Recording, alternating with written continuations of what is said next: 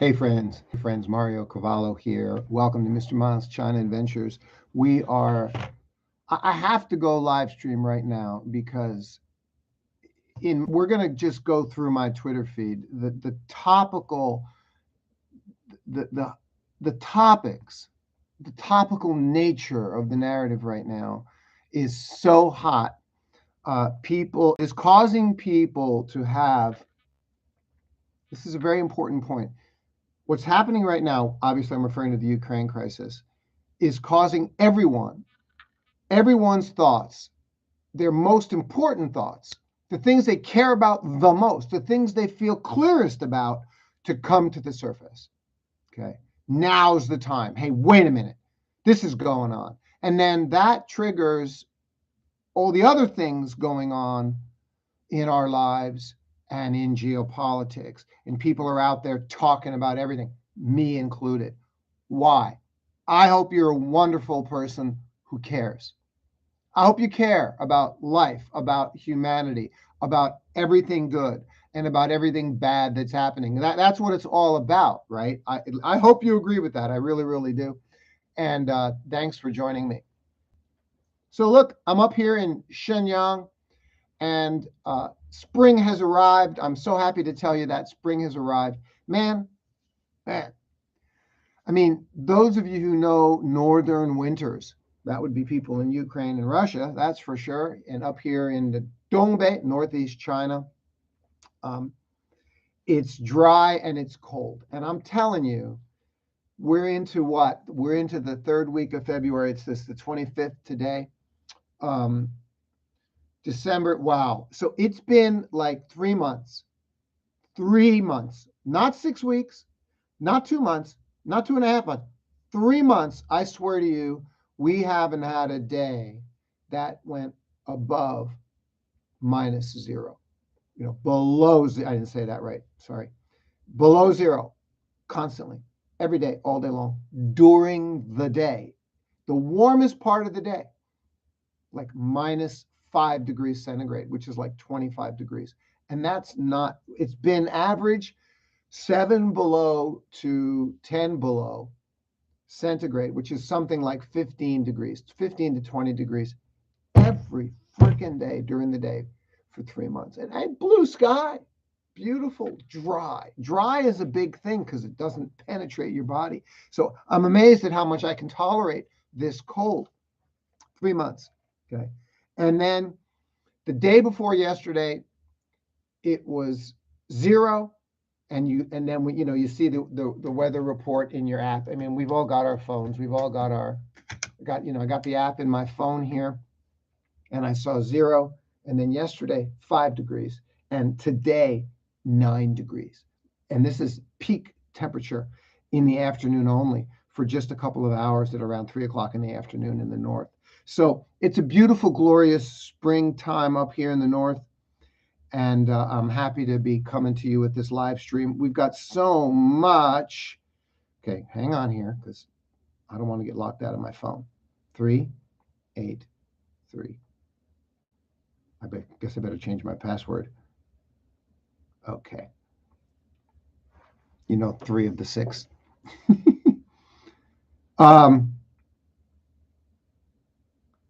Oh, so there's this one guy named Brendan Sheridan. I guess he's a nice guy, but he just keeps asking me the same questions over and over again, and I've given him my answers very clearly. You've had a good 8 or so tweets and retweets about the Russia-Ukraine war. You've not made one condemning statement toward Russia for invading Ukraine. You're okay with this? It's odd how your opinion always aligns with the Chinese government's. I don't know how to answer that. Okay. Nobody is in favor of anybody invading anybody. Okay. So I can give you the exact answer. Okay. It's in one of my earlier tweets. Hey, boys and girls, we were 8 years old and Mom was right. Mom was right. Mom pointed her finger at us when we were bad and said, 2 wrongs don't make a right, young man.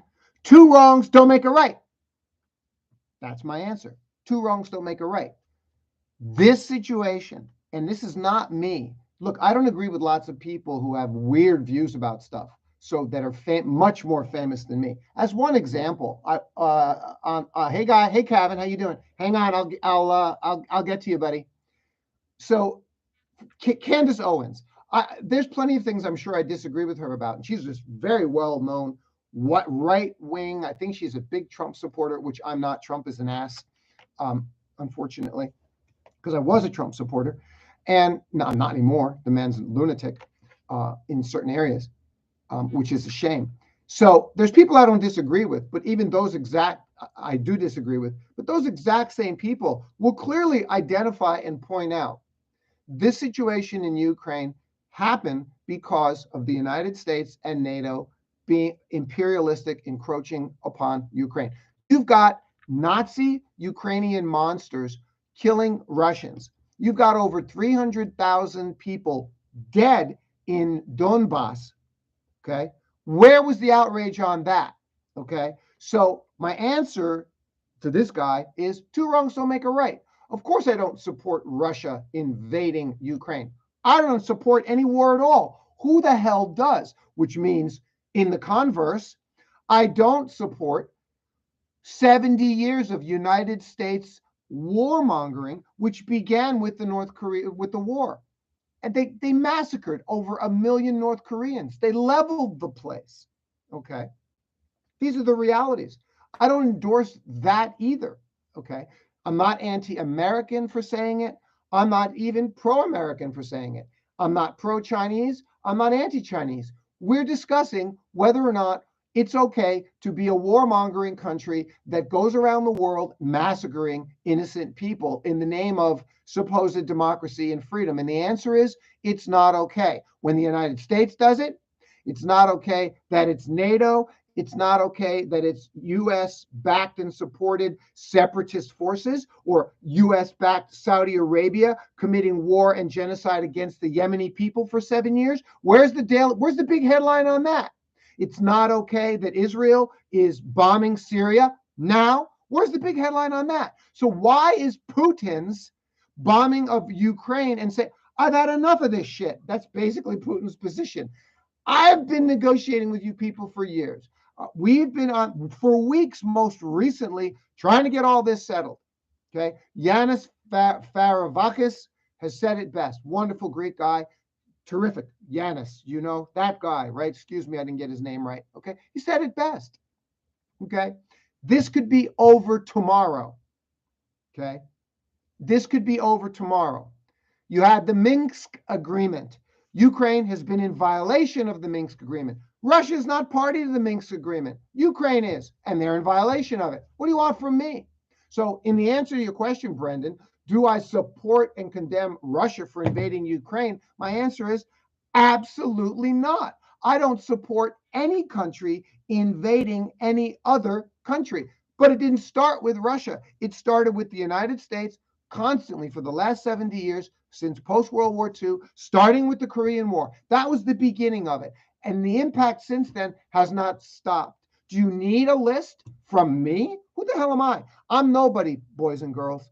Okay. There are people whose positions in China we call your level in society, your level of exposure and publicity, and I guess respect as well and credibility that goes along with it. In China, it's called your Zhimingdu, your degree. Okay. Mine is like as high as it is, incredibly low.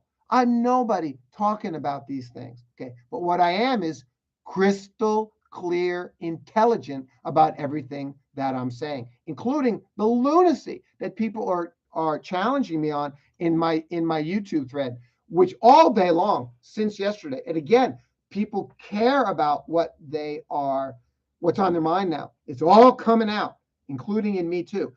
All the things that we value and consider most important to us have bubbled to the surface, and they're out all over social media now. And Twitter's the place, right? I mean, besides Facebook, I'm primarily in Twitter. And so again, here I am on the live stream. I want to say hello to my friends here. I got a few friends who already came in. Hey guys, let me go and let me see here. Hi Mario, have you watched Russian President Putin's message to the Ukrainian people? Yes, that was a recent tweet. If I recall correctly, he urged them to not side with these Ukrainian not supposed Nazis, and I don't call them that, but they say that these Ukrainians, they're called a force, the Lavrov force or something. Who the heck are they called? Okay, that have been in Ukraine with U.S. backing. Again, separatist forces, separatist forces. This is what the United States did, supporting the Taliban, who were recruiting extremist Uyghurs going and through East Turkmenistan ETIM terrorist organization, which when Mike Pompeo ended his role as Secretary of State, conveniently took off the terrorist list. That was his last act before he left the United States presidential administration under President Trump. Why would he do that? The United States has been supporting and funding and training separatist forces. Those forces, Taliban and other forces, ETIM, go into Xinjiang and find and recruit extremist Uyghurs, go in there and incite the terrorist attacks. That's exactly what happened. That's exactly what happened in Xinjiang, and China would have none of it. What did China do in return? Did China, like the United States, go in and drone bomb and kill everybody, including innocent men, women, and children, which was even the last act, a mistaken drone bomb killing an innocent Afghan family as they were withdrawing from Afghanistan. Okay, all these things, folks, are U.S. things. Okay, that's not my fault. I'm sorry to say it. I'm sorry to know it. I'm sorry to hear it. Aren't you? Okay, so Putin is tired of all this, and now he's going on and he's invading Ukraine, which is a terrible thing. Okay, so what is it when you back somebody into a corner and leave them no choice? Okay, is it ever acceptable? I'm not saying yes. I'm against all of this. Putin didn't start it. Wait a minute. Mario, maybe you're wrong. Someone in comments afterwards said, oh, Mario, you haven't gone back far enough. You only went back to 2014 when the US and NATO encroached into Ukraine, which they said that they wouldn't. But you have to go back before that, and back before that, and back before that, and back before that. Well, I did. On the United States side, the warmongering began post-World War II. The imperialist encroachment and colonizing of with military bases all over the world, okay, to make every other country puppet lapdogs of the United States imperialist movement. Okay. What do you want from me? Okay. So countries like China are doing things their own way. Look, let me go on to a positive point here. And this is one of the other arguments I'm having with somebody. Okay. They're trying to talk to me about China. I said, listen, man, let me explain something to you about China. Okay. China is now on planet Earth, and this is an amazing an accurate statement. China is the largest, safe, stable, successful, capable, and civil country on planet Earth. Do you hear me? Now, I can go through and down that one more time. And the only reason that anyone would disagree with me on that statement is because they believe that China is actually oppressing Hong Kong people, which they're not, and committing genocide and there's forced labor against Uyghurs, which is not happening. Okay, period. Now, if you believe those things are happening, you cannot possibly believe that China is the largest, safe, stable, successful, capable, and civil country on the planet, obviously. But those things aren't happening. I know they're not happening. All the people that I know that are on YouTube who have completely debunked those two outrageous, ridiculous accusations know those things are not happening. People who've gone to Xinjiang know it's not happening. The Chinese government itself comes out and says, what are you talking about? This is a preposterous allegation. When Hitler was trying to destroy the Jews, okay, and genociding them, okay, and the rest of the world said, you bad, horrible guy, you hate the Jews and you're trying to genocide them, did Hitler turn around and say, that's a preposterous false accusation, we love and support the Jews? No, he was saying, we hate the Jews and we need to destroy and annihilate those ants. We need to eliminate them. They are the problem. They are the germ, and the ants, if I recall correctly. He wasn't denying it.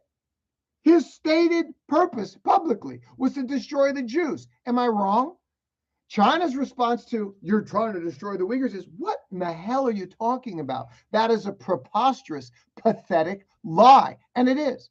Uyghurs are one of 56 ethnic minorities in China who get, preferential policies to support them as a minority, policies to help them find jobs. Okay. Vocational training. What is vocational training? Ask the United States. There's vocational training centers all over, and colleges all over the United States. You learn a trade to be able to make a living, to be able to support your family, hopefully in a household with a happy wife and a couple of kids that you can afford to support, because you learned a trade in a vocational center in the United States. This is not a problem. Okay. In Xinjiang, there are vocational centers, just like there are in any other country. There's also something else, prisons. Do you know what's in prisons? Do you know who's in prisons? Bad people. People who commit crimes go to prisons. Okay. I'm live on a live stream right now. Hi, honey. It's my darling wife. Can you, is it important? Okay. Check later. Bye, honey. I love you, darling. I do. She's amazing. My Dongbae wife is the most amazing woman. Well, any woman who could tolerate me like on a regular basis. I'm so blessed. Mwah. I've completely lost my train of thought as a result of that. But you know what I'm saying, right? Are Xinjiang and vocational centers. Come on, man. Okay. There's prisons and there's vocational centers. Now, two more points about this. Okay. They come up with other words to confuse you. There are internment camps. What in the hell is an internment camp? There's vocational centers and there's prisons. If you're in a prison, you can't leave. That's true in any country. And there are prisons in Xinjiang as there are in any province of China and any state in America and any other state or anywhere else on planet Earth, because there's criminals. And when they're in the prisons, they're not allowed to leave because they did something to break the law. Okay. And there's people in vocational centers. Okay. John Sudworth, the BBC guy who went to Xinjiang to do the documentary, and they used dark colors to make it seem ominous. And while the guys at the vocational center trying to show how the Uyghurs are forced to go there, the public bus pulls up. The public bus. And people getting on and off the bus. I mean, you got to die. You got to die with how stupid these people are, right? And then they're showing satellite images that end up being mosques. They show, the mosque has been, the Karachi Mosque or whatever the hell name of it was destroyed. It wasn't destroyed. They renovated the parking lot to accommodate more tourists, right? And then the other place on the satellite map is in a 5-star apartment complex with walls around it. Every apartment in China has walls around it, you idiot. Okay, every apartment in China has a gate. There's a north gate and look, see, north gate. Look, north gate out my window. South gate over there, you idiots. And then there's a baoan, a security guard. Okay, that's why it's safe. My son, he goes out downstairs in the garden with the other kids and he gets to play with people and it's safe and it's wonderful and there's no crime. It's just a wonderful, safe, stable, civil society. It's called China. People in America are like, oh my God, you're kidding me. I can't go out at night without, I mean, my mother-in-law, my 74-year-old mother-in-law with my 10-year-old son, and they can go out on the street. I wouldn't give it a thought. Wouldn't give it a thought to their safety, no matter what. Okay. And that is what I call a kind of freedom, right? So, finishing up this Xinjiang, and then I want to move on to Hong Kong, finishing up this Xinjiang topic. So there's vocational centers and there's prisons, okay? Oh, and by the way, there's also grammar schools, high schools, and colleges, universities, of course, okay? So what's a concentration camp? It's like a new name of a something that doesn't exist. You're either in a prison, it's not a concentration camp. If you're in a prison and you're not allowed to leave, that it's called a prison. You're in a prison. Okay, it's not a concentration camp, it's a prison. Okay, if you're in a vocational center, you're in a vocational center to learn new things.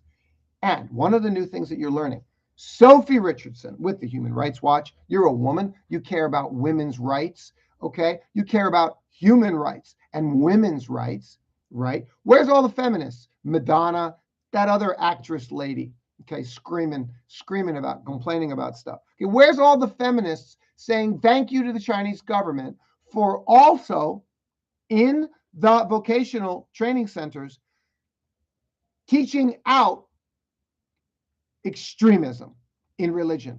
Okay, which, do you understand what extremism in religion is? It's the oppression of women. It's women being birds in cages, home, in the kitchen, barefoot, and just popping out babies.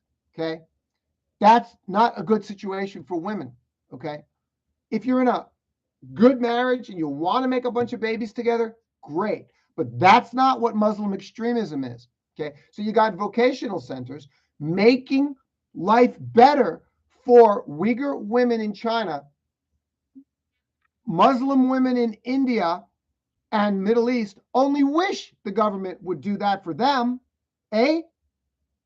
So this is the nonsense, okay?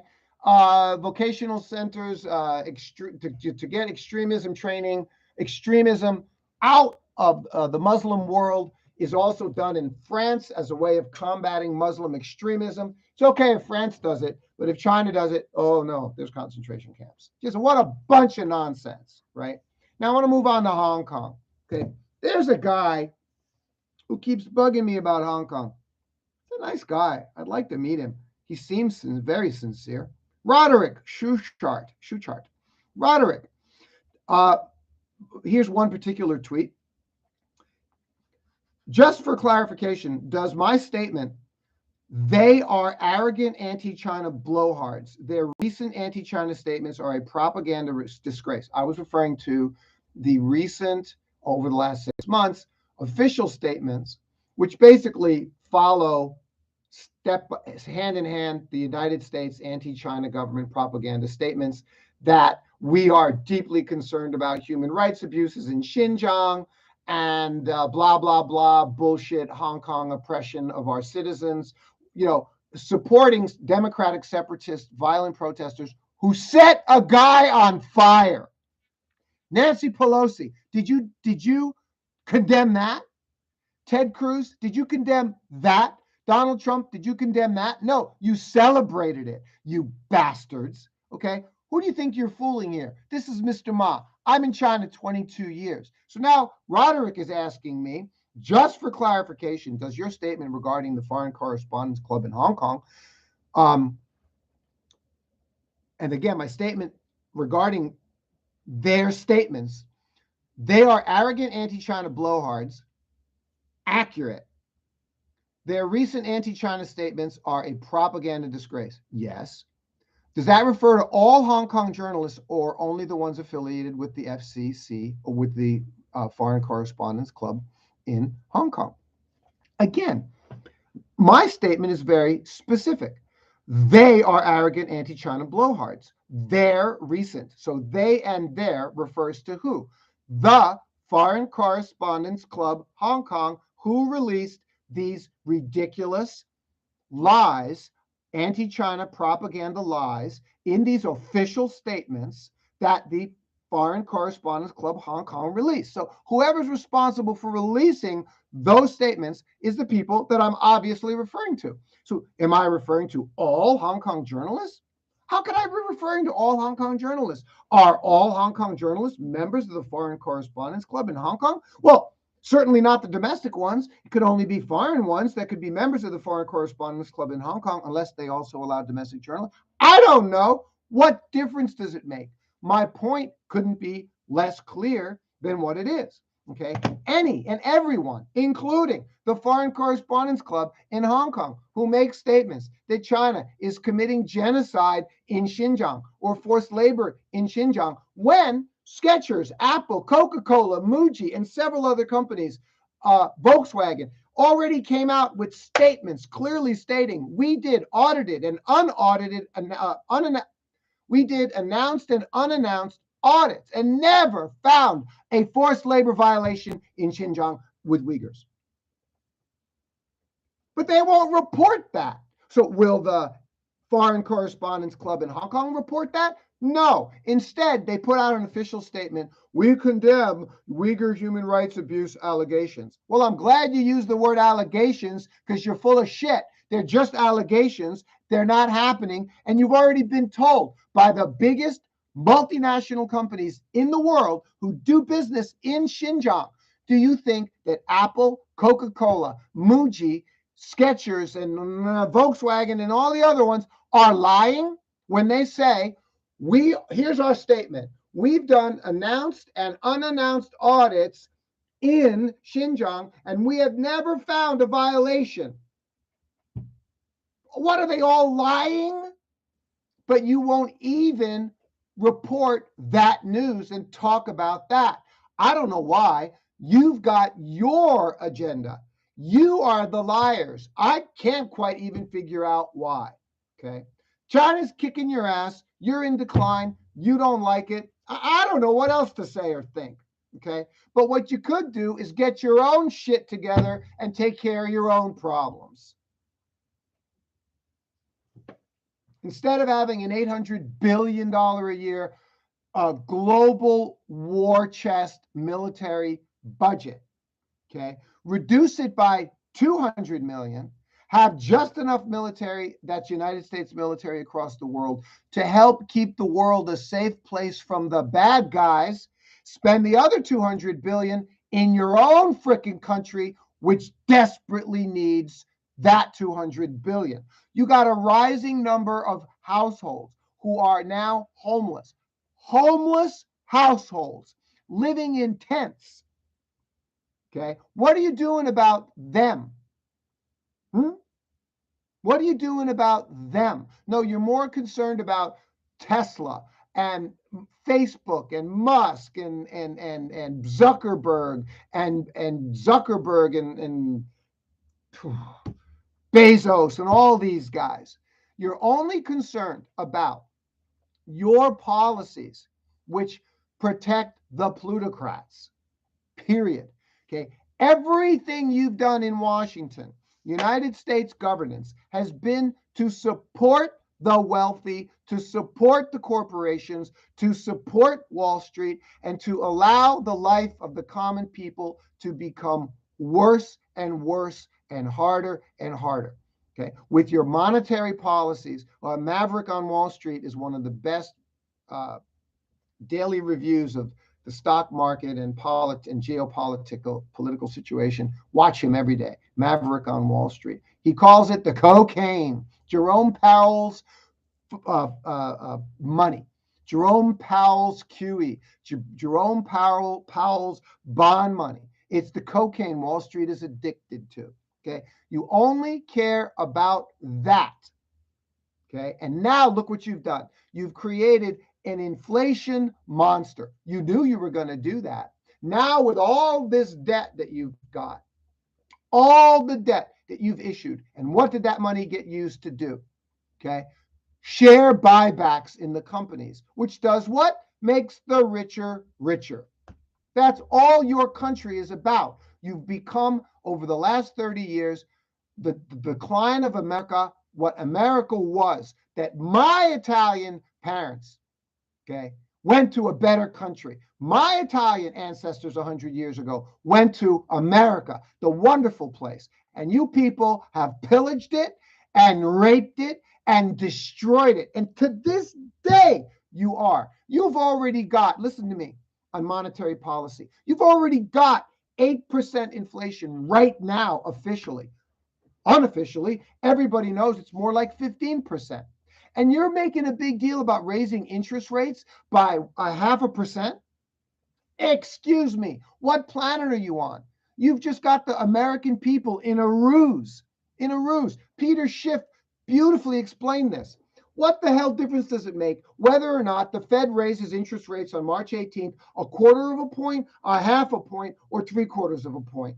When inflation is already 8%. If inflation is 8%, you need to raise nominal rates to 7-8%. So raising them by 1/4 of a point or even 3/4 of a point, you think that's going to slow down inflation? Oh, yeah, it is, by this much. So you guys are so full of crap. You're self-serving your own bankers, corporations, Wall Street, military, pharma, Pfizer and Moderna, which are now burning.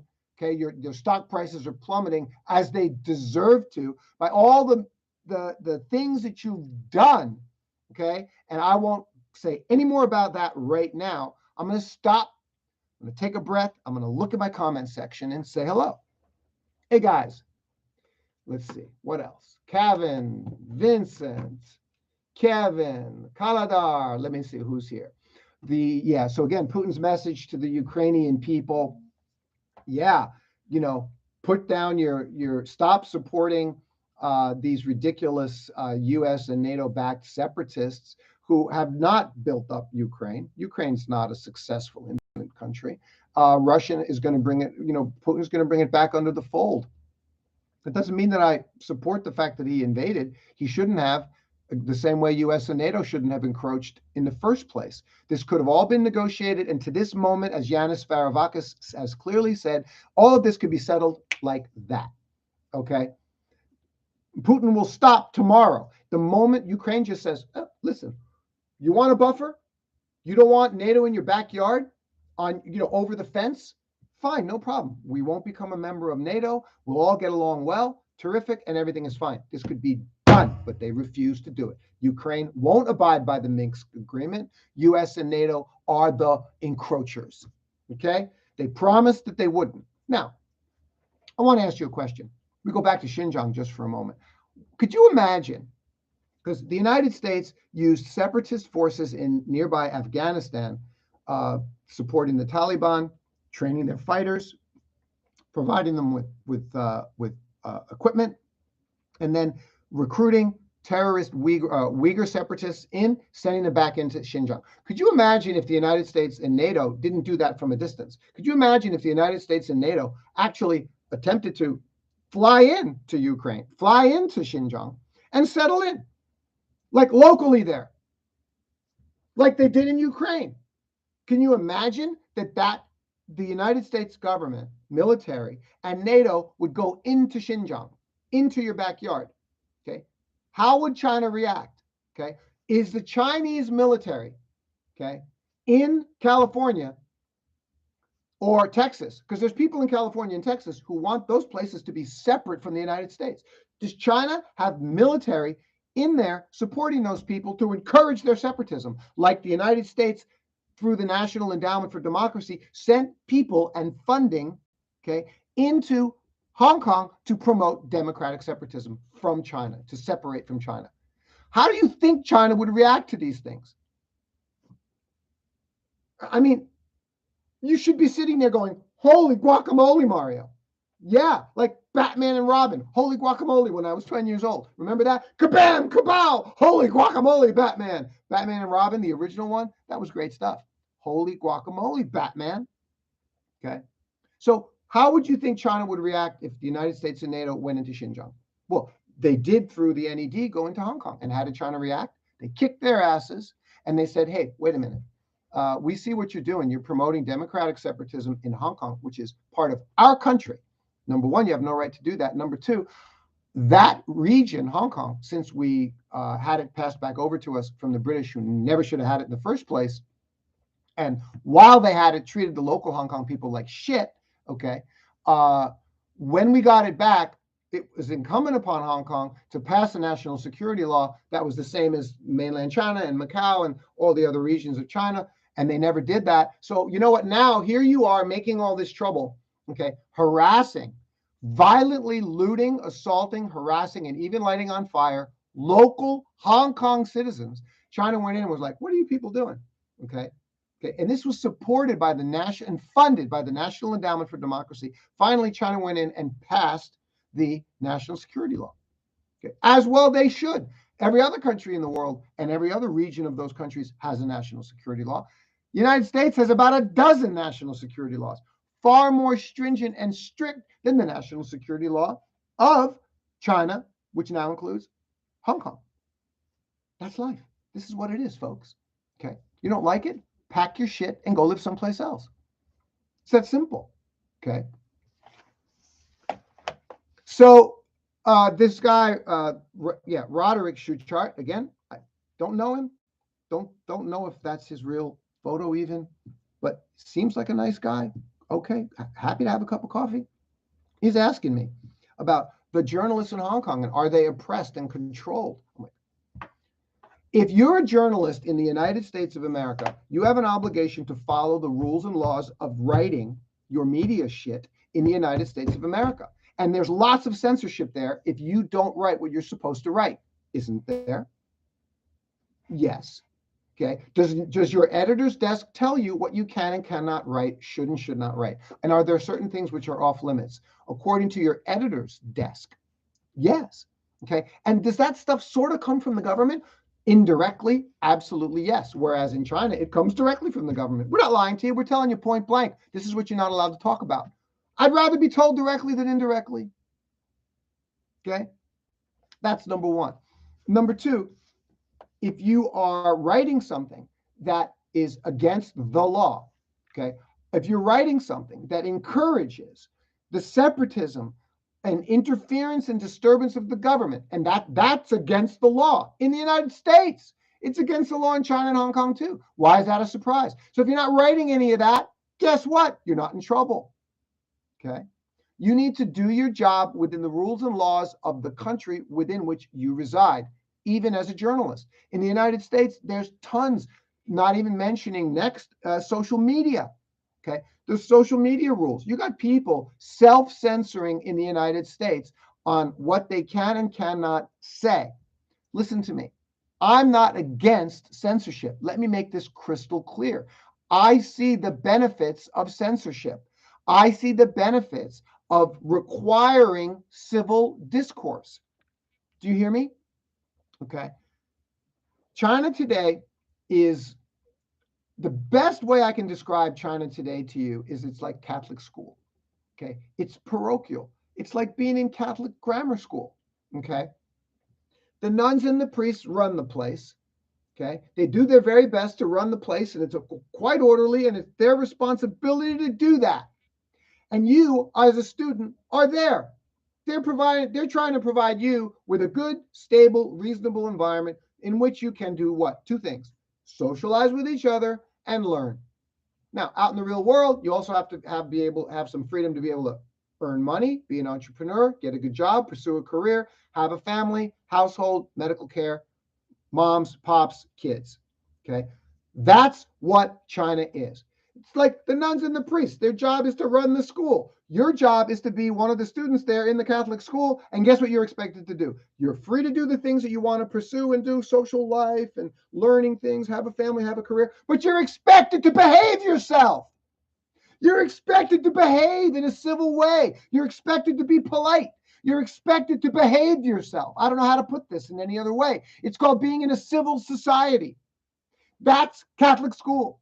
I was expected to behave myself. And when I didn't, Sister Margaret Mary, she grabbed me by the back of the hair over here like this, I don't endorse that.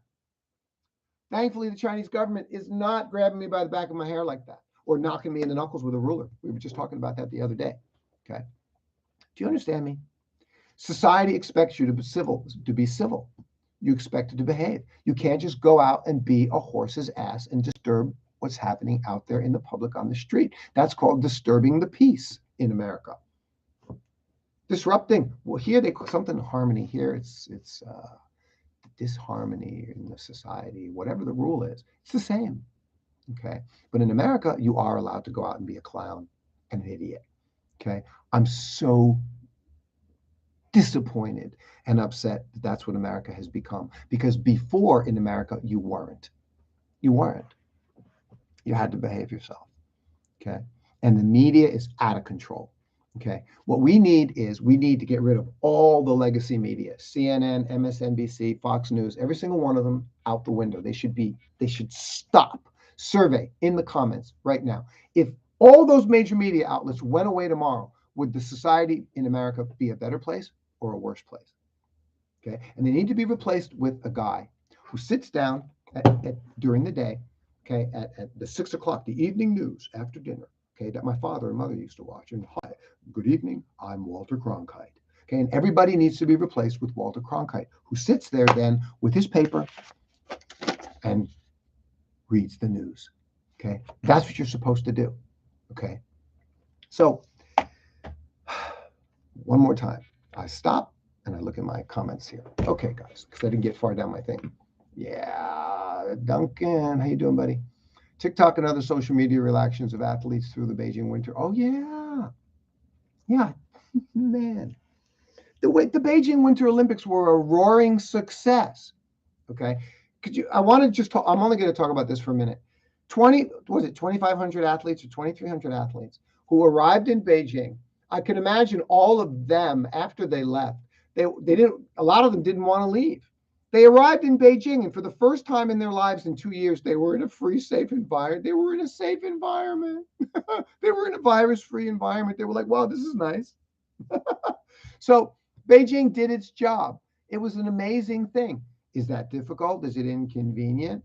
You know, the restrictions and the requirements? Yes, but you don't get the virus. People don't die.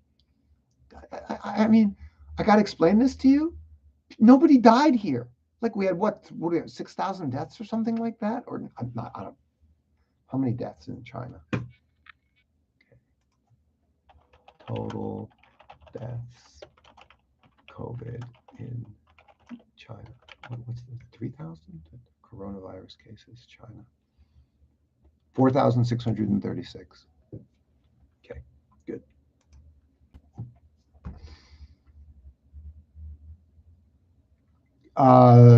300,000 dead people. Where is your evidence? GTFOYT. Now, I'm sorry. I don't know what 3,000. I don't know what 300,000 dead people you're referring to. Donbass. What I said earlier. Donbass. Yes. Yeah. It's in my Twitter feed, bro. The reference is in my Twitter feed with the link. Go find it.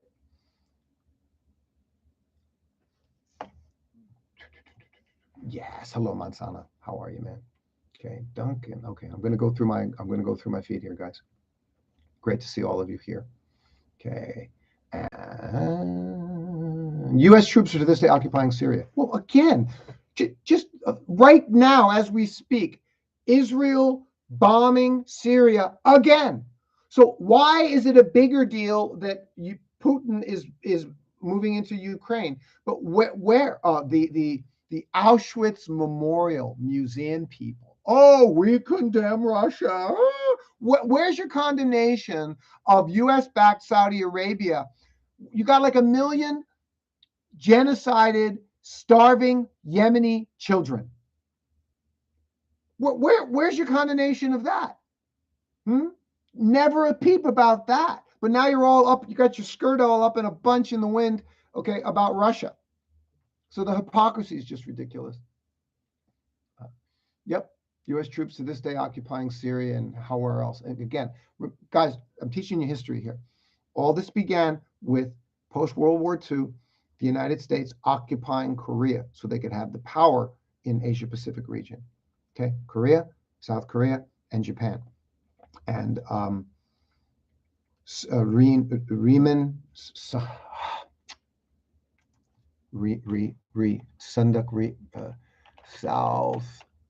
Korean dictator. Yes, thank you. Syngman Rhee. Okay. Syngman Rhee was born and raised in the United States, educated in the United States. He was a murderous, dictating son of a bitch. Okay. In South Korea, leading up to the period of the Korean War. Okay. He was openly and publicly stating that the South Korea was going to take over North Korea. Okay. This is what was happening. The North Koreans, okay, heard that. He was saying it out openly, okay? And they preemptively attacked and took Seoul to prevent it from happening. That's how that war began, okay? Immediately afterwards, okay, Truman, okay, without checking with Congress, without getting the war approval needed from Congress, contacted the United Nations and said, we're going to go in and support, because we have to beat the evil, red, horrible communists. And we're going to put MacArthur, who's stationed in Okinawa, or Tokyo, I think. He was in Tokyo. When my dad fought in the Korean War, he was based in Okinawa. Okay. And we're going to put MacArthur in charge of the UN command, and we're going to get a UN command, which was an illegal force, to go into South Korea to support the South Koreans, push back. And then they pushed back. Okay. Russia wouldn't jump in. China surprisingly jumped in, kicked MacArthur's ass. MacArthur never believed that China was amassing troops to help the North Koreans. And they were. And his intelligence told him this again and again. And he didn't believe it.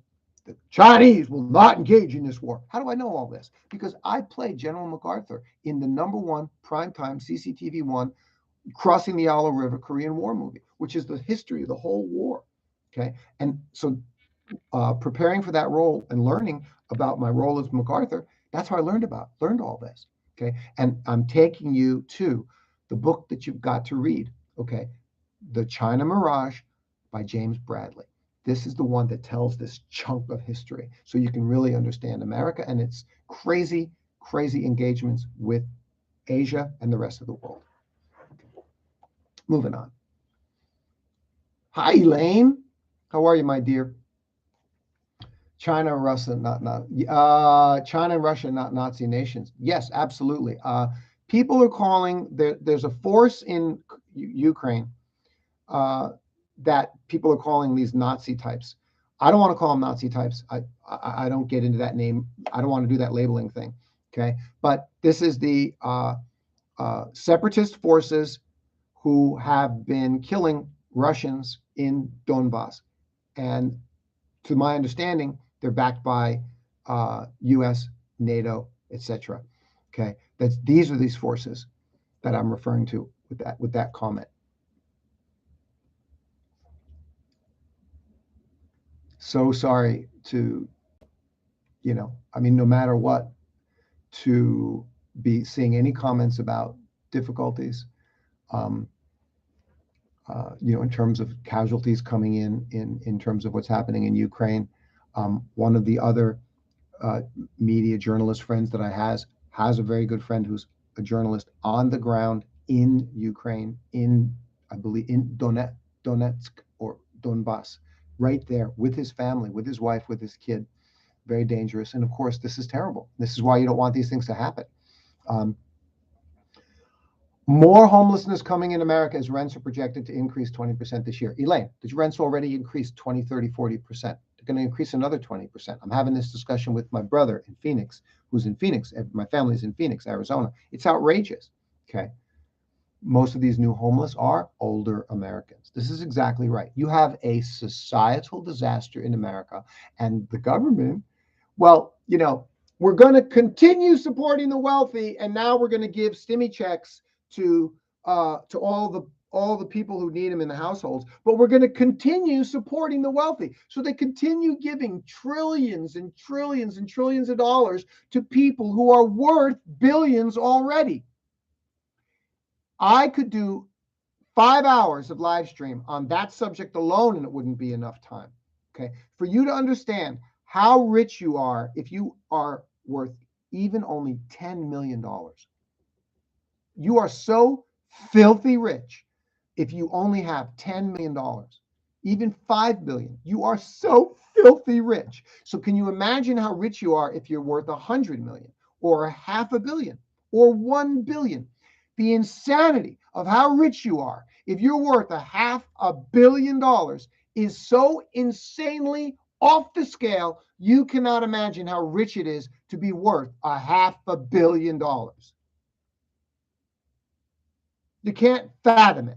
So then how the hell rich are you if you're worth 20 times that amount in the scale, or 100 times that amount, 100 billion or 200 billion? It is capitalism, the system of American democracy and UK as well, and all the rest of the Western system has failed the society, has failed the people in allowing this to happen. It's horrifying. Okay. And China's pushing back on it, right? They won't allow this shit. It moved in this direction where lots of Chinese got rich, but the Chinese government is like, we're not going to let the society go that extreme. Okay, you need to take care of the society. And he goes back to Jack Ma and Alibaba and Tencent and all the other companies and says, you're not going to do this stuff, this free willing capitalism, so you guys can make yourself billionaires without being responsible to the society, which is exactly what it is. Are you kidding me? No, they're not going to allow that to happen. No, I'm not anti-vax. I'm vaxxed. I'm afraid of I'm afraid of Pfizer and Moderna because I know that there's a much higher than normal incident of bad reactions and death. If you look at the VAERS numbers, vaccine reaction numbers, the official statistics, the number of deaths from the CDC and complications from the mRNA vaccines are much, much higher. And that concerns me. And when I say much, much higher, they're still low. So I don't know the exact numbers, but, you know, you're supposed to have, 10 bad reactions for every 1,000 people, and you have 50 or whatever I don't know what the statistic is. So again, I'm not anti-vax at all. I'm vaxxed. But when I got vaxxed, I looked at my wife and I said, the only vaccine I want is the original traditional vaccine, the original traditional dead virus vaccine, which is from Sinovac or Sinopharm. Even if the mRNA vaccine was a bit more effective, okay, which apparently it is, supposedly, I wouldn't want it because of the danger of additional side effects. There are people in my own family who have had severe side effects. Well, one person in my family, 2 weeks after they got the vaccine, had a stroke. Another guy was in the hospital, almost ended up on a ventilator post-vaccine. That's 2 cases in my own family. Fortunately, my mom, her wonderful partner, my brother, my daughter, all the other people I know in America, everybody got the vaccine, 2-3 shots of Pfizer, no problem. Terrific. There's higher incidence of vaccine reactions. So I want the Sinovac traditional dead cell vaccine. I want the choice, and that's the one that I got. No, so I'm not anti-vax, not at all. What do we got here? Let's see. Duncan, Netflix, stock on Boeing. Well, Boeing's in trouble. Yeah, Boeing's in trouble. Yep. The Chinese government that was proactive and grounded Boeing's planes. You bet. Chinese government's job is stability and safety in the society. That's their top priority, not corporate profits and Wall Street and pharma and military. Period. Look to the priorities, and you can explain the decisions that are made. Why did McNamara say that China has aspirations of Imperial Japan and Nazi Germany? Because he's an idiot, okay? McNamara China does not have aspirations of Imperial Japan and Nazi Germany, period. Okay, too long a discussion. I kind of already explained why, okay? And so I don't want to dive deeply into that right now, but no, it's just not true. Okay, let me say this. There are people in my YouTube thread, I keep repeatedly getting even really smart people saying, Taiwan is next. Taiwan is next. And I'm telling you, look in my tweet thread. Folks, this is nonsense. Anyone who says this, China's watching and China is much closer to invading Taiwan, any reference whatsoever that indicates to you, anything that indicates in a positive way that China is moving toward or closer to invading Taiwan is completely and totally preposterous, naive, ignorant, rooted in a fantasy discussion happening far, far away and has nothing to do with reality. Okay, I don't know how to make it any clearer to you. I just put a video in my thread about that. Okay, China has no interest whatsoever in invading Taiwan. Taiwan is part of China. Taiwan is not a country. Taiwan has a disagreement with China. There are separatists within Taiwan who are supported, the DPP party, who, including this current minister lady, who are supported by the United States, who are troublemaking separatists. There are lots of people in Taiwan who don't agree with them. Okay. The only reason China would take any aggressive action against Taiwan is if Taiwan acted first, because Taiwan is now a part of China. Okay? Whether they're having arguments or not, Taiwan is a province of China. They can have all kinds of arguments and talk about how they're more independent. Sure, okay, they're more independent, but they're not a country. They're part of China. I don't know. I mean, Hong Kong is more independent. It's part of China. Okay. Shanghai, Chongqing, and Shenzhen are special economic special zones. They're not provinces and they're not cities. So they're more independent. But they're still part of China. Okay? Puerto Rico's like part of America. Okay, it's more independent than Arkansas from America, but it's still part of America. Okay, so is Puerto Rico declaring itself its own country? No, it's part of America. End of discussion. Okay, so Taiwan is part of China, is always going to be. Okay, and actually, it's going to end up getting closer to China than further away in the coming couple of decades, just like Hong Kong did. That's James Bradley's prediction, by the way, and I agree with it. Okay, so you have to understand the only thing that would cause China to actually do some kind of a military action against Taiwan would be if the Taiwanese legislature would have to follow its own laws, which is a legislature. Okay, so the current Taiwan, I think that's her name, she can't declare China an independent democracy because that would be dictatorial, not democratic. So that's that, right? So nobody can declare it. That would be like completely against everything they supposedly are as a democracy. You'd have to have a vote, okay, which is called a referendum through the legislature. And that will never happen. There will never be a referendum vote through the Taiwanese legislature for independence, a referendum vote to be Taiwan, the country. That is never going to happen. That's the only okay, let's say I'm wrong, okay, and that would happen. That would be the action on the part of Taiwan. Then China would go, sorry, we're not letting you do that. Absolutely, but that's never going to happen. Okay, I'm done with Taiwan. China hater, yeah. No Muslim in Americans, a Muslim, yeah. There's no, what? There's no Muslim in Americans, but there are Muslims in Chinese. Okay.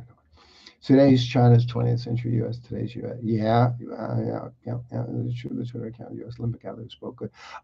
Yeah. Who was that guy? Mixed messages on that one. The guy who said nice things about the Olympics, and then his Twitter account immediately got blocked. Someone said it had already been not active earlier, but then he came out and said, "I'm not up on it." So my answer is, I'm not sure. Google it. Who blocked Eileen Gu's Weibo? I don't know. I never heard about that. So because Weibo is in China, so does someone mean that China blocked Eileen Gu's Weibo, or outside of China her Weibo is blocked? I don't know.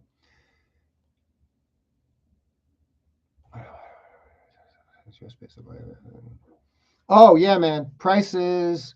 You got an inflation problem at the supply end. This is the problem. You got commodities and supplies, producer prices going into the factories who have to make the goods. The supply side prices are going through the roof. You got shortages of all the commodities, real shortages, and supply shortages, and supply chains logistics nightmares, which are causing massive inflation. There's also a big contributing problem, and it is not going to be solved in 90 days. Okay, that's it. Quite a few of us, the nightmare in Ukraine is a distraction because of, yes. So I said this the other day to someone. Isn't it incredibly convenient? Okay. The United States stock market finally peaks and absolutely looks like it's time for it to come crashing down. The Fed gets caught lying about inflation. Inflation is transitory, and they knew it wasn't transitory. Okay. You have to understand something. They have created 30 trillion in debt. There is no way they're ever going to be able to pay it back. If anything that the Fed does, the Fed is between a rock and a hard place. They're going to, whatever they do, they lose. And whatever they do, everybody loses because they pump this thing up. so high. So the only thing they can do to get rid of that debt is to create inflation, because then that inflates away the debt. Okay. That's the only thing they can do. That's why when they say, well, we're going to raise interest rates to fight inflation, they're full of shit. They're not raising interest rates. Okay. Do you realize that we're in February, January and February, knowing that inflation is already super hot and they're behind the curve and the Fed is still making bond purchases? Do you realize that? They're still making QE support of the markets, even though inflation is hot right now. Tapering means they're buying less. It doesn't mean they stopped. It means instead of buying 80 billion in this month, they're only buying 40 billion. So they're actually still pumping more QE into the markets, even with inflation out of control. And, oh my God, we have to raise interest rates. If we do that, the stock market's going to crash. Okay. Well, I mean, just we don't have a choice. But if we do that, the stock market's going to crash. Okay. Now, if there are other forces which cause recession, then recession naturally bring prices back down. And then the Fed says, so now we don't have to raise interest rates. Inflation is naturally going back down, because recession solves the problem of inflation, except it causes pain for the people. Okay. So you've got this situation where they have to figure out what to do, and no matter what they do, they're damned if they do and they're damned if they don't. Okay, but no matter what, we got to raise interest rates, going to cause a recession. Don't raise interest rates, going to cause a recession. Okay, no matter what, everybody's in a lot of trouble. Okay, isn't it interesting that this house of cards finally comes tumbling down? Okay, and war breaks out again.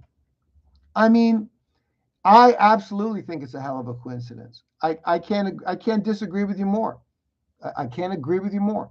What a coincidence that this war stuff would finally come around as a distraction to the inflation problems.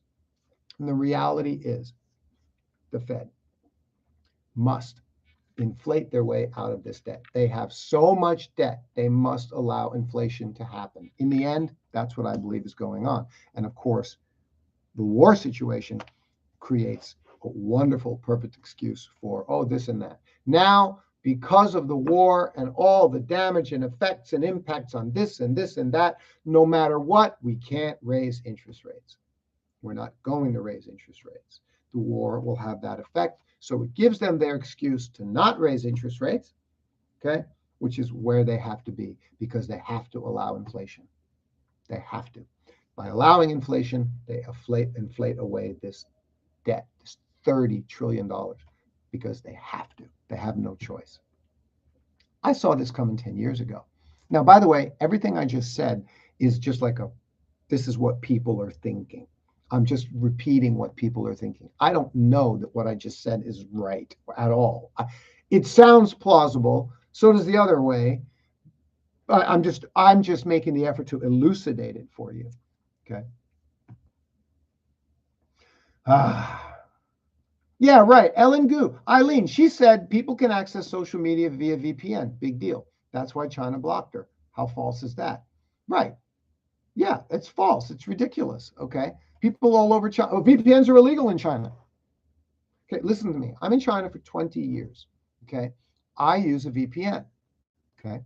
And of course, 80% of foreigners.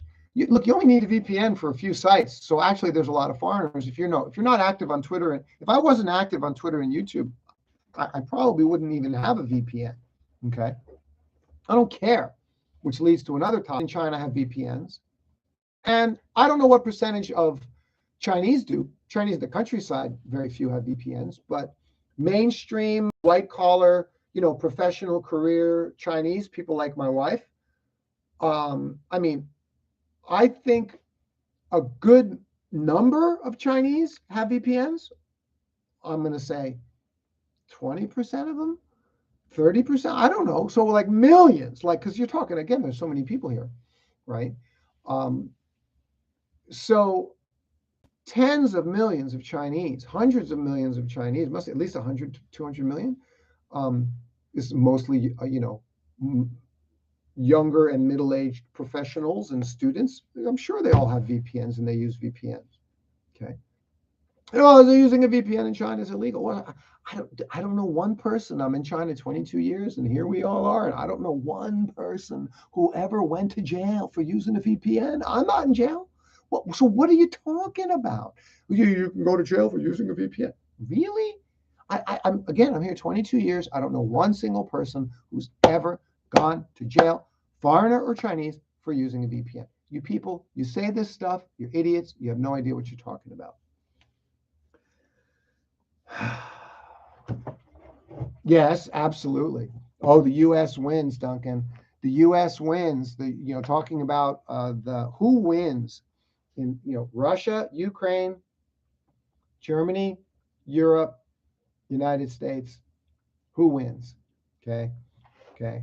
There's talk. It's good to be an armchair quarterback, but the beneficiary, the goal for the United States all along here was to create a circumstance which would drive a wedge between good Europe-Russia relations, and also cause the scuttling of Nord Stream 2. And who ends up the winner in that one? The United States supplying gas to Europe. Now, that's armchair quarterbacking. Is that what the original plan was? I don't know. Beyond knowing that the United States imperialist encroachment all over the world exists, I don't know the exact details. Okay. And so this is similar to what happened with Australia. The United States gets Australia's support against China, okay, causing damage to the Australian economy, which then went to the United States. Massive reduction of wine and beef exports from Australia to China, because China's like, you're insulting us? You're insulting us and telling lies about us. This was the Australian government, Morrison and all these other anti-China idiots. Okay, so China responds. I would. It's like I'm doing business with you. You start bad-mouthing me. You think I'm going to keep doing business with you? What kind of... Somebody wake me up, man. What kind of thinking is this in the geopolitical stage? You start bad-mouthing me. I do business with you. So now I'm going to do less business with you, only as much as absolutely necessary. And then I'm the bad guy? Are you kidding me? I don't understand what people are thinking, man. So this is exactly what happened with the United States, with Australia, I'm going to say 6 months ago. Okay. The Australia started bad-mouthing Chinese, got on the United States side, including this ridiculous AUKUS thing. The dumbest thing, by the way, I ever heard in the last few months was that the United States was selling 6 nuclear submarines to Australia for strategic positioning against China. I was like, they're not going to deliver those ever. Okay. They're going to deliver those in the future. Oh, 2 years from now? No, 20 years from now. I'm just like, oh my God. I mean, this is just like talk. This is just nonsense. Folks, this is nonsense. This stuff is nonsense. Okay. AUKUS. Good grief. So the United States benefited from this. The United States forced and coerced Australia into supporting the United States when China was their best trading partner. Australia's exports of beef and wine and other products nosedive, and who took up the slack and who gained all that business? Where did the increase in exports of those products to China go from? United States. So United States benefit. Now, was this the intention from the beginning? I can't say that. This is armchair quarterbacking. We're just talking about these events happened, and these were the results that happened afterwards. Okay. I want to talk about the fact that very few people in China even care about VPNs. And right now, I'm going to call up one of the most important, I'm going to try to find one of the most important documents that I have. Okay. And one of the most important documents that I have is the report. I don't even have the link in front of me, so I'm not very well prepared. the link to my China Security and Censorship Special Report. Yes. Yes. Yep. Here we go. I got it. Fabulous. I got it. Great. I got it in front of me.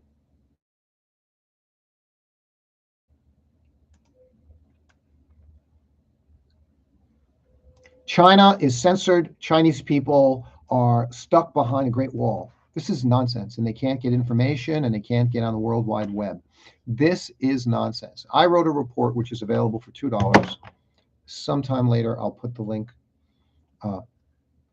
Make a donation to my PayPal me and get my report. Okay. Man, this is just the Great Firewall ain't so great. Debunking big fat China censorship lies. You think China's internet is blocked and its brainwashed, thought-controlled citizens have no access to the outside world via the internet? Think again. Okay, that's the titling of my report. It's called the China Super 75 list. And what is it?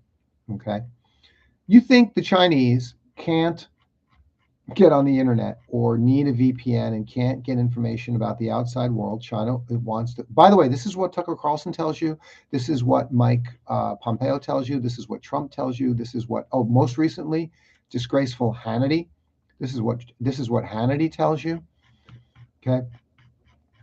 I have a list of 75 websites which are major international news, culture, and lifestyle, and even religious websites, which are available on the web, which are not blocked now by the Chinese government.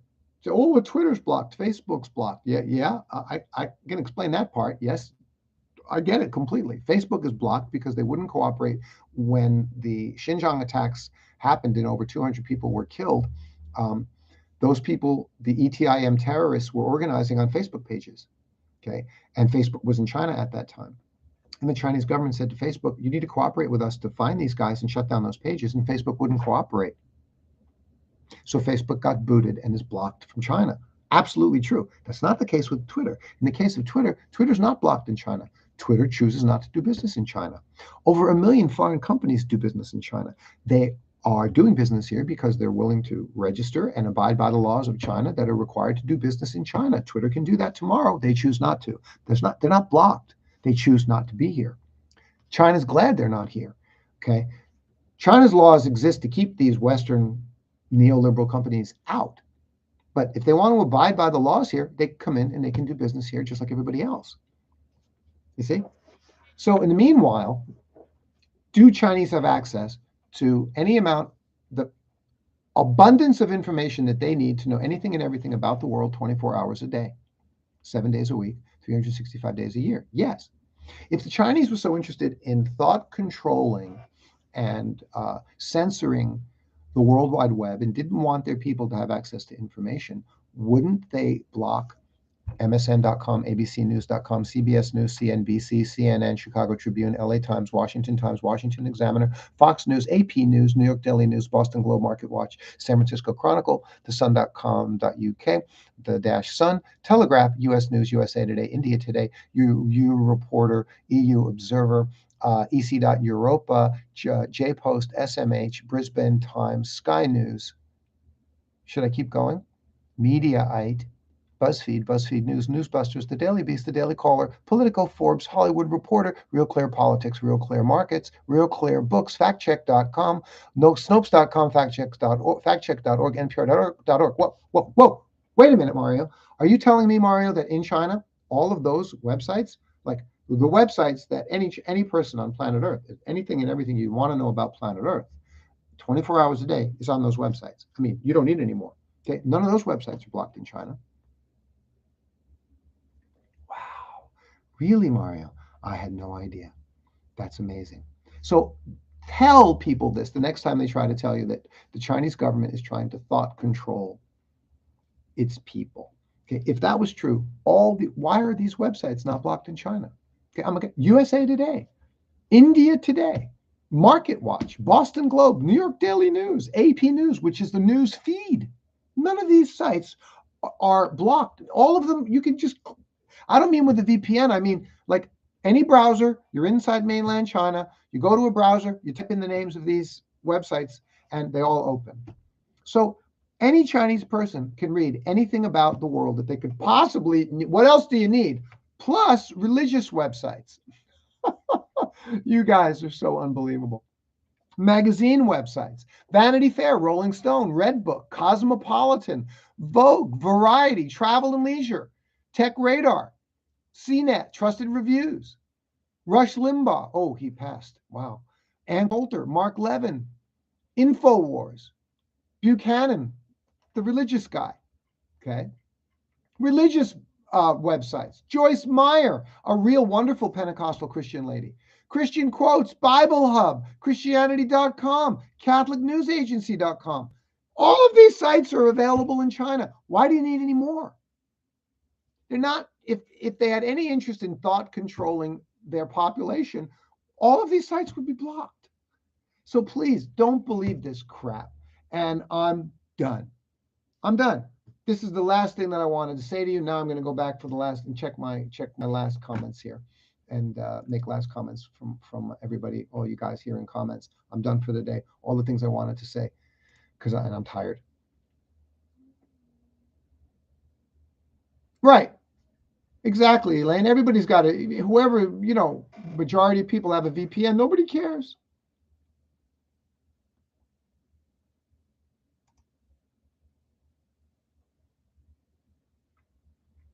Wasn't there a Uyghur female blogger who got her page banned by Twitter? Yeah, I'm sure. Again, this idea that in every country there's rules that you have to follow, and there's, quote, censorship in rules and policies. They're different in America. People are complaining now that there's no pure freedom of speech. Well, I hope not. This neoliberal freedom of speech, this idea of all pure freedom of speech without consequence or responsibility, is absurd. Okay, it's part of the it's part of the decline of American society, and I'm completely against it. All governments need and have rules and policies to help create a stable and civil society for the benefit of everyone, and it's everyone's responsibility to be a part of those rules. End of discussion. Which is why China was able to keep COVID under control, and which is why in the West it wasn't able to be brought under control. You got these neoliberal people who are basically saying, "I don't have any civic responsibility to you and you and you and you and you. My concern is me." Yeah. So that's the problem. I'm a Chinese sympathizer. I don't even know what that means. I'm a Chinese sympathizer. One of the things also, politics. I mean, people talk about Democrats, Republicans, communists, blah, blah, blah, blah, blah. Okay. I don't care about any of that. Okay. First of all, I'm anti-politics. Second of all, I'm only interested in whether or not a government's doing a good job. Okay. And in the United States, it doesn't matter whether the Democratic Party is in charge or the Republican Party is in charge. Whether either party is in charge, they're not running the country of the people, by the people, and for the people. They're running the country of the wealthy, by the wealthy, and for the wealthy. So who gives a shit whether they're Democratic or Republican or socialist or communist or whatever the hell they are? They're doing a lousy job of running the country. They're running it for themselves. You see what I mean? Same thing goes for China. It's a common, they make their own problem with the name of the party, the Communist Party of China. And it's not a communist country. And it's not. The government here is socialist, open market, entrepreneurial, lots of capitalistic features, lots of socialist features. Okay, lots of principles that on both sides, and including lots of democratic features as well. Lots of all of those things. It's the most successful, massively implemented hybrid government in the world. And then along comes the party, and the name of the party is the Communist Party of China. So in terms of PR, they don't doing themselves a big favor by being named the Communist Party of China. Okay, when the government itself is anything but that. Because what communism is specifically and exactly, in fact, is there any country in the world right now that is run like a communist country? I don't think so. And sure as heck isn't that way in the United States, and not that way here in China.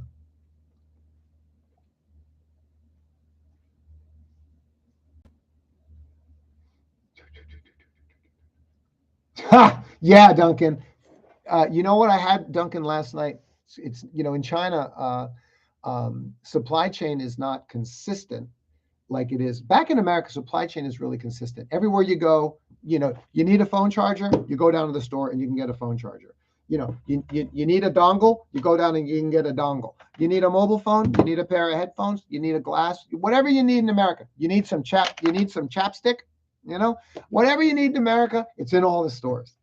It's all there everywhere. But in China, it's not that way. You go to different stores and, this store carries these brands of beer and this store carries these brands of beer. And you got to go to 5 different, do you have batteries? No, we don't have batteries. Come on, everybody has batteries. No, we don't carry batteries. So, the supply chain is not that consistent here. And I found yesterday, I was at a nice restaurant and I had a bottle of Erdinger Dunkel, which is Erdinger beer, which is from Germany, I believe. And it's a Dunkel. It's a dark beer. And it's not too heavy like a Guinness Stout. It's really, really nice. And I had that. I'm not, Duncan, a Scotch drinker. One more point. Am I done? Am I out of here? Yeah, I'm out of here, guys. Great live stream. Be well, be wise, be educated, be intelligent, think and talk through all of these things. Don't let people BS you with their propaganda nonsense about China or about Ukraine or Russia or even America too. Because again, I'm not anti-American, not at all. Okay. I'm pro-America, that wonderful place that my Italian ancestors went to 100 years ago. And there are people who are a bunch of neoliberal crazy monsters, along with plutocrats who took it over and ruined it. I'm anti all those people. And I feel sorry for my family, my mom, my family, and so many other people in America who are there, who are suffering because of the way over the last 20 years, the people in charge have let the country go into this crazy, crazy neoliberal direction, along with, again, becoming a plutocracy where the government is run for and decisions are made for the benefit of the wealthy, not for the people, not for the society, where the priority is a stable society for the households of the country. That is absolutely, Chinese government must perform for the people, for the society. They operate for the people. And if they don't, they'll be in a lot of trouble. Okay. These are the differences and these are the realities. This is why I say to you once again, and I'm going to end it right here. China is the largest, safe, stable, successful, capable, and civil country on the planet. Don't forget, Mr. Ma told you that, and it's absolutely true. I'm done. See you later, friends. Be safe, be wise. God bless you. I love you.